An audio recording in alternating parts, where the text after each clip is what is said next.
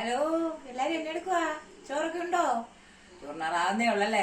ഇന്നത്തെ ദിവസം ഒരു വല്ലാത്തൊരു ദിവസമാണ്. രാവിലെ തൊട്ടേ മഴയായിരുന്നു. രാവിലെ മഴ, ഇപ്പം ദേ പിന്നെ മഴ പെയ്യുന്നു, ഇപ്പം ദേ ഇടി വെട്ടുന്നു. ഇനിയിപ്പം കുറച്ച് ദിവസം മഴയാണൊക്കെ വാർത്തയെ പറയുന്ന കേട്ടു.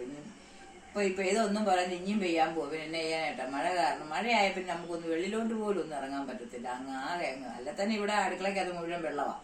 ഒരു മഴ പെയ്യുമ്പോൾ ഞാൻ പ്രാർത്ഥിക്കുന്നേ, മഴ പെയ്യല്ലേ മഴ പെയ്യല്ലേ എന്ന് പറഞ്ഞാൽ പ്രാർത്ഥിക്കുന്നത്. ഈ വെള്ളം വീഴുന്നതുകൊണ്ടോ, അല്ലെങ്കിൽ മഴ പെയ്തോട്ടെ. പിന്നെ മഴ പെയ്താൽ പിന്നെ എല്ലാവർക്കും ബുദ്ധിമുട്ടാ. പണിക്ക് പോകാൻ എടുക്കാനൊക്കെ ബുദ്ധിമുട്ടാ.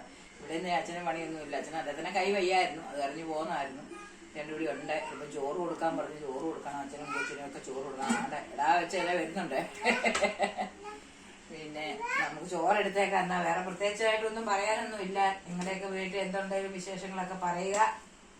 പുതിയ പുതിയ ആൾക്കാരുകളൊക്കെ നമ്മളെ കാണുക, നമ്മുടെ വീഡിയോ കാണുക, നമ്മളെ ഫോളോ ചെയ്യുക, നമുക്ക് ലൈക്ക് അടിക്കുക, കമന്റ് അടിക്കുക എന്നൊക്കെ പറയുന്നതൊക്കെ. അങ്ങനെയൊന്നുമില്ല, ഞാൻ പറഞ്ഞാലും പറഞ്ഞില്ലേ, നിങ്ങളൊക്കെ ചെയ്യാനുള്ള ചെയ്യുന്നില്ല. ഇന്നത്തെ കാര്യം നമുക്ക് ബീട്രൂട്ട് തോരൻ വെച്ചു. ബീട്രൂട്ട് തോരനുണ്ട്.